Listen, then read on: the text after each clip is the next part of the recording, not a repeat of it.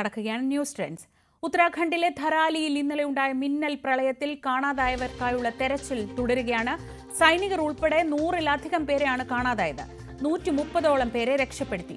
മണ്ണിനടിയിൽ കുടുങ്ങിയവരെ കണ്ടെത്താൻ കെഡാവർ നായകളെ എത്തിക്കും. എന്നാൽ കനത്ത മഴ തുടരുന്നത് രക്ഷാദൌത്യം ദുഷ്കരമാക്കുന്നുണ്ട്. MG മിഥുൻ വിവരങ്ങളുമായി. മിഥുൻ, ഇന്നലെ ഉച്ചയ്ക്ക് 1:40 സംഭവിച്ച ദുരന്തമാണ്. പക്ഷേ ഏതാണ്ട് ഒരു ദിവസം പിന്നിടുമ്പോഴും കാര്യമായ രക്ഷാപ്രവർത്തനത്തിലേക്ക് കടക്കാൻ, പ്രത്യേകിച്ച് മണ്ണിനടിയിൽ കുടുങ്ങിക്കിടക്കുന്നവരെ രക്ഷപ്പെടുത്താനുള്ള തരം പ്രവർത്തനത്തിലേക്ക് കടക്കാൻ സൈന്യത്തിന് കഴിയുന്നില്ല. ഭൂമിശാസ്ത്രപരമായ വെല്ലുവിളികളുണ്ട്, അങ്ങോട്ടേക്ക് എത്താൻ പോലും ബുദ്ധിമുട്ടുണ്ട്. നിലവിൽ എങ്ങനെ രക്ഷാപ്രവർത്തനം തുടരാനാണ് ഇപ്പോൾ സൈന്യം ആലോചിക്കുന്നത്? ആരൊക്കെയാണ് ആ മേഖലയിൽ ഇപ്പോൾ രക്ഷാപ്രവർത്തനത്തിൽ പങ്കാളിയായിട്ടുള്ളത്? ശ്രീജ, അതായത് സൈന്യത്തിൻ്റെ വിഭാഗവും ഒപ്പം തന്നെ ITBPയും ഒപ്പം തന്നെ NDRFിൻ്റെ ഒക്കെ സംഘങ്ങൾ ഈ മേഖലയിലുണ്ട്. പക്ഷേ അത്യാധുനിക സംവിധാനങ്ങളൊക്കെ വേണം ഈ രക്ഷാപ്രവർത്തനം ഏകോപിപ്പിക്കാൻ. അതുകൊണ്ട് തന്നെ ഇതിലെ ഏറ്റവും വെല്ലുവിളിയായിട്ടുള്ളത് കൂടുതൽ സേനാ വിഭാഗങ്ങളെയും ഇതൊക്കെ എത്തിക്കുന്നതിന് വേണ്ടിയുള്ളൊരു ആകെയുള്ള ഒരു സമാന്തര പാതയാണുള്ളത്. ആ പാത പൂർണ്ണമായും ഈ പ്രളയത്തിലങ്ങ് തകർന്നു പോവുകയും ചെയ്തിട്ടുണ്ട് എന്നുള്ളത് തന്നെയാണ്. അതുകൊണ്ട് തന്നെ ഒരു സമാന്തര പാത തയ്യാറാക്കിയാൽ മാത്രമേ അവിടേക്ക് എത്താൻ സാധിക്കൂ എന്നുള്ളതാണ്.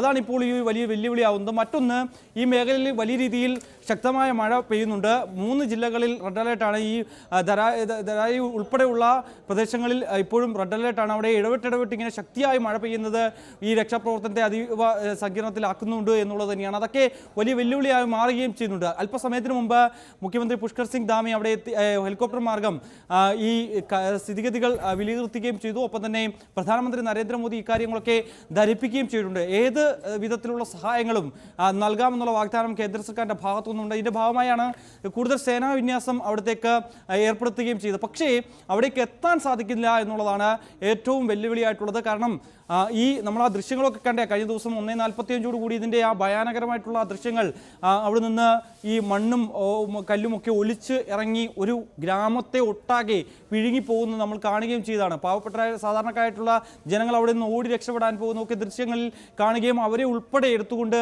ഈ പ്രളയ വെള്ളം ഇങ്ങനെ ഒലിച്ചിങ്ങനെ അവരെയും കൊണ്ട് പോകുന്നതൊക്കെ നമ്മൾ കാണുകയും ചെയ്തതാണ്. അതിൻ്റെ ഒരു സാധ്യത കൂടി കാണണം. കാരണം ഇതായിരുന്നു ഇതിൻ്റെ മുൻകാലത്തെ ആ പ്രദേശമെന്ന് പറയുന്നത്. അവിടെ ഇങ്ങനെയായിരുന്നു. അതായത് ഈ കാണുന്ന ഈ ഒരു തോട് പോലെയുള്ള സ്ഥലം, അവിടെ കൂടെ ചെറിയ രീതിയിൽ ഒരു തോട് മാത്രമായിരുന്നു. അവിടെയൊക്കെ ചെറിയ രീതിയിൽ വെള്ളം മാത്രം ഒഴുകിക്കൊണ്ടുവന്നിരുന്ന ഒരു പ്രദേശമായിരുന്നു. ഇവിടെ കൂടെയാണ് ആ മണ്ണിങ്ങനെ പൊട്ടി ഒലിച്ച് ഈ മരങ്ങളും വലിയ പാറക്കഷ്ണങ്ങളും ഒക്കെയായി ഇങ്ങനെ ഒലിച്ചൊലിച്ച് വന്ന് ഈ മേഖലയിൽ, അതായത് ഈ കാണുന്ന ഈ പ്രദേശത്തുള്ള വീട് മുഴുവൻ, അതായത് ആ ഒരു ചെറു ഗ്രാമം മുഴുവൻ എടുത്തുകൊണ്ട് പോവുകയായിരുന്നു എന്നുള്ളതാണ്. തൊട്ടിപ്പുറത്ത് കാണുന്നതാണ് ഇവിടെ പുഴയാണ്. ആ പുഴയിലേക്കാണ് ഇത് ഒഴുകി ഇങ്ങനെ വരുന്നത്. ഈ ഭാഗത്തൂടെ ഇങ്ങനെയാണ് ആ ഒരു ചെറിയ ഒരു തോടുണ്ടായിരുന്നത്. അതിലേക്കൂടെയാണ് ഇങ്ങനെ ഒഴുകി ഈ കാണുന്ന വീടുകളും ഒപ്പം തന്നെ ബഹുനില കെട്ടിടങ്ങളും ഹോം സ്റ്റേകൾ, ഹോട്ടൽസ് എന്നിവയൊക്കെ സ്ഥിതി ചെയ്യുന്നതാണ്. കാരണം ഒരു ടൂറിസ്റ്റ് കേന്ദ്രം കൂടിയാണ്, വിനോദസഞ്ചാര മേഖല ആയതുകൊണ്ട് തന്നെ അവിടേക്ക് നിരവധി ആളുകൾ വരാം. എത്രത്തോളം ആളുകൾ ഇവിടെ താമസിക്കുന്നുണ്ടായിരുന്നു എന്നുള്ള കാര്യത്തെക്കുറിച്ചൊക്കെ ഒരു വ്യക്തത വന്നിട്ടില്ല എന്നുള്ളതാണ് ശ്രീജ. കാരണം ഇതൊരു വിനോദസഞ്ചാര മേഖലയാണെങ്കിൽ പോലും തന്നെ മറ്റിടങ്ങളിലേക്ക് പോകുന്നതിന് മുമ്പ് ഒരു റെസ്റ്റ് എടുക്കാൻ വേണ്ടി ഏവരും കണ്ടെത്തുന്ന ഒരു പ്രദേശം കൂടിയാണ് ഇവിടെ. അത്തരത്തിൽ താൽക്കാലികമായിട്ട് വിശ്രമത്തിനുമൊക്കെയായി താമസിക്കുന്ന ഒരു ഇടം കൂടിയാണ് ഈ പ്രദേശം എന്ന് പറയുന്നത്. അവിടെ എത്രത്തോളം ആളുകൾ ഉണ്ടായിരുന്നു, അല്ലെങ്കിൽ മറ്റ് സംസ്ഥാനങ്ങളിൽ നിന്നും ഒക്കെ ആയിട്ട് എത്രത്തോളം ആളുകൾ ഇവിടേക്ക് വന്നിട്ടുണ്ട് എന്നുള്ള കാര്യത്തിലൊരു വ്യക്തത ഇനിയും വന്നിട്ടില്ല എന്നുള്ളതാണ്. കാരണം ഈ ഹോം സ്റ്റേകളും ഇതിലൊക്കെ ആരൊക്കെ താമസിക്കുന്നുണ്ടായിരുന്നു, മറ്റ് ഹോട്ടലുകളിലൊക്കെ ആരൊക്കെ താമസിക്കുന്നുണ്ടായിരുന്നു, അവിടെ രാവിലെ മുതൽ വലിയ തിരക്കായിരുന്നു എന്നൊക്കെയുള്ള കാര്യത്തെക്കുറിച്ച് ചില അനിശ്ചിതത്വങ്ങളൊക്കെ നിലനിൽക്കുന്നുണ്ട്. അതിനെക്കുറിച്ചുള്ള പരിശോധനകളൊക്കെ നടക്കുകയും ചെയ്യുന്നുണ്ട്. അതുകൊണ്ട് തന്നെയാണ് നിലവിലെ സാഹചര്യത്തിൽ ഒരു അനുമാനമാണ് 100-ലധികം പേർ ഈ മണ്ണിനടിയിലുണ്ട് എന്നുള്ളൊരു പ്രാഥമിക നിഗമനത്തിലേക്ക് എത്തുന്നത്. ഒപ്പം തന്നെ ഇവിടെ ഈ സൈനിക കേന്ദ്രം കൂടി ഉണ്ടായിരുന്നു എന്നുള്ളതാണ്. അവിടെ അത് പൂർണ്ണമായും ഇതിൽ ഒലിച്ചു പോയിട്ടുണ്ട്. അവിടെ 9 സൈനികരും ഉണ്ടായിരുന്നു, അവരെയും കാണാനില്ല എന്നുള്ളത് തന്നെയാണ്. അവർക്ക് വേണ്ടിയുള്ളൊക്കെ തെരച്ചിൽ ഇപ്പോൾ പുരോഗമിക്കുകയാണ്. കാരണം ഇതാണ് കുറച്ചുകൂടി നമുക്ക് വ്യക്തമായി കാണാം. അതായത് ഇങ്ങനെ ഒലിച്ചു വന്ന് ഇവിടേക്ക് വരുന്നു. ഇവിടെ ഈ 2 പക്ഷമായി തിരിഞ്ഞ് ഈ പൂർണ്ണമായും ഈ 2 ഗ്രാമങ്ങളെ, അതായത് അപ്പുറത്തും ഇപ്പുറത്തുമായിട്ടുള്ള ചെറുതും വലുതുമായിട്ടുള്ള ഈ കെട്ടിടങ്ങൾ പൂർണ്ണമായും ഒഴുക്കിക്കൊണ്ട് അങ്ങ് പോവുകയായിരുന്നു എന്നുള്ളത് തന്നെയാണ്. അതിൻ്റെ കുറച്ചുകൂടെ നോക്കുമ്പോൾ നേരത്തെ എങ്ങനെയായിരുന്നു പ്രദേശമെന്നും നമുക്ക് കാണാം. നിരവധി വീടുകളുണ്ട്, ഹോം സ്റ്റേകളുണ്ട്, ചെറിയ ചെറിയ തോടുകൾ നമുക്ക് കാണാം. ഒപ്പം തന്നെ ഹോം സ്റ്റേകൾ, ഹോട്ടലുകൾ, ബഹുനില കെട്ടിടങ്ങൾ ഒക്കെ ഉണ്ടായിരുന്നു. പക്ഷേ അതിനുശേഷമുള്ള ദൃശ്യമാണിത്. വളരെ ഞെട്ടിപ്പിക്കുന്ന നടുക്കം, ഇത് ഉള്ളുലിഞ്ഞു പോകുന്ന തരത്തിലുള്ള ചില ദൃശ്യങ്ങളാണ്. അവിടെ ഒന്നും ഇല്ല എന്നുള്ളതാണ്. അതായത് നമുക്കറിയാം, കഴിഞ്ഞ വർഷമായിരുന്നു മുണ്ടക്കൈ ചൂരൽമലയിൽ സമാനമായ രീതിയിലുള്ള വലിയ അപകടമുണ്ടാകുന്നത്. വലിയ മണ്ണിടിച്ചിലുണ്ടാവുകയും ഒപ്പം തന്നെ വലിയ രീതിയിൽ അവിടുത്തെ 2 ഗ്രാമങ്ങളെ പൂർണ്ണമായും വിഴുങ്ങിക്കൊണ്ട് ഇത് പോവുകയും ചെയ്ത അത്തരത്തിൽ നിരവധി പേർക്ക് ജീവഹാനി സംഭവിച്ചൊരു ദുരന്തം നമുക്ക് മുന്നിലുണ്ട്. അതുകൊണ്ട് തന്നെ എത്രത്തോളം വ്യാപ്തിയുണ്ട് എന്ന് നമുക്ക് ഇതിലൂടെ മനസ്സിലാക്കാൻ സാധിക്കുകയും ചെയ്യും. കാരണം ആ രീതിയിൽ ഇങ്ങനെ വെള്ളം ഒഴുകി വരുന്നു. പൊടുന്നനെ ആളുകൾ തന്നെ ഒരുപക്ഷെ മുണ്ടക്കയിലും ചൂരൽമലയിലും നമുക്ക് രാത്രി സമയത്തായതുകൊണ്ട് ആ ദൃശ്യങ്ങൾ നമ്മൾ കണ്ടിട്ടില്ല എന്നുള്ളൂ. ഇപ്പൊ നമ്മൾ ഈ ദൃശ്യങ്ങളിൽ കാണുന്നത് ആ നദിയിലൂടെ വെള്ളമല്ല വരുന്നത്, മലവെള്ളപ്പാച്ചിലാണ്. ആ ഒറ്റ നിമിഷം കൊണ്ട് ധരാലിയുടെ ഒരു ഭാഗം അങ്ങ് ഇല്ലാതായി പോകുന്ന തരം അത് ഇങ്ങനെ ദൃശ്യങ്ങളിൽ കാണുന്നത് ഇതിനു മുമ്പ് നമ്മൾ ഈ ഉത്തരാഖണ്ഡിലൊക്കെ മിന്നൽ പ്രളയം ഉണ്ടായ സമയത്തൊക്കെ നമ്മൾ കണ്ടിട്ടുണ്ട്. പക്ഷേ ഇത് പ്രധാനപ്പെട്ട ഒരു ഗംഗോത്രിയിലേക്കുള്ള പാതയിലെ പ്രധാനപ്പെട്ട ഒരു ഇടത്താവളമാണ്. ആളുകൾ അവിടെയാണ് വിശ്രമിക്കാറുള്ളത്, അവിടെ തങ്ങാറുണ്ട്. പ്രത്യേകിച്ച് മലയാളികൾ ഉൾപ്പെടെ ഒരുപാട് യാത്ര ചെയ്യുന്ന ഒരു പാതയാണ്. ഈ ആരൊക്കെ ഇതിൽ പെട്ടിട്ടുണ്ട് എന്ന് അറിയാൻ പോലും അത് ഇപ്പം നമുക്കറിയാം, മുണ്ടക്കയിലും ചൂരൽമലയിലും അവിടെയുള്ളവരാണ് അപകടത്തിൽപ്പെടുന്നത്. ഇത് എവിടെ നിന്ന് വന്നവരാണ്, ആരൊക്കെയാണ്, ഒരു ധാരണയും ഇല്ലാത്ത തരത്തിലൊരു ദുരന്തം. അതൊരു വല്ലാത്ത ഭയാനകമായ അവസ്ഥയല്ലേ?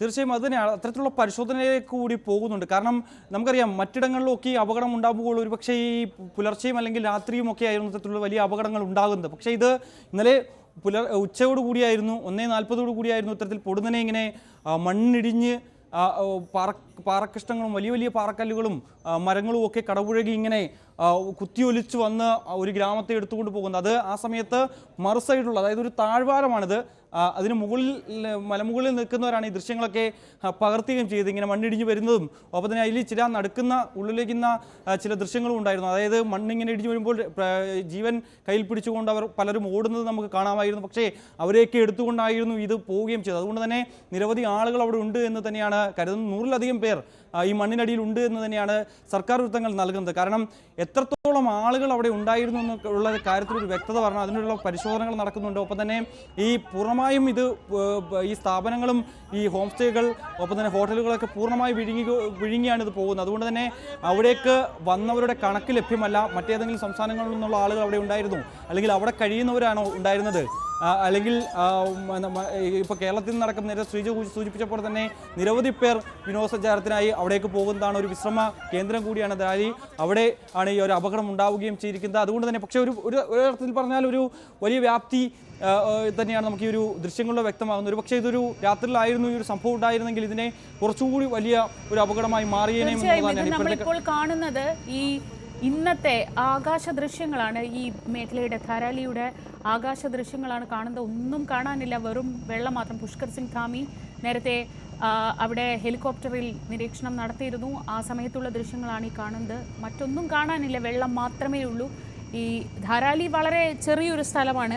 അവിടെ ആകെ ജനസംഖ്യ എന്ന് പറയുന്നത് 583 ഔദ്യോഗിക കണക്ക് പ്രകാരം. പക്ഷേ നമുക്കിപ്പോഴത്തെ ഒരു സാഹചര്യത്തിൽ അവിടെ എത്ര പേർ കുടുങ്ങിയിട്ടുണ്ട്, അതും എവിടെ നിന്നുള്ളവരാണ്, ഒന്നും അറിയാൻ വഴിയില്ല. കാരണം ഈ ധാരാലി ഗ്രാമത്തിനെ തന്നെ 2 തരത്തിൽ തിരിക്കാം. ഒന്ന് ജനവാസ മേഖലയായ അല്ലെങ്കിൽ അവിടുത്തെ സാധാരണക്കാർ താമസിക്കുന്ന ഒരു ഭാഗം, മറ്റൊന്ന് ഈ ഹോം സ്റ്റേകളും ഹോട്ടലുകളും ഒക്കെയുള്ള ഭാഗം. ഈ ഹോം സ്റ്റേകളും ഹോട്ടലുകളും ഒക്കെയുള്ള ഭാഗമാണിപ്പോൾ കാര്യമായി വെള്ളത്തിനടിയിലായി അല്ലെങ്കിൽ മണ്ണിനടിയിലായി പോയിട്ടുള്ളത്.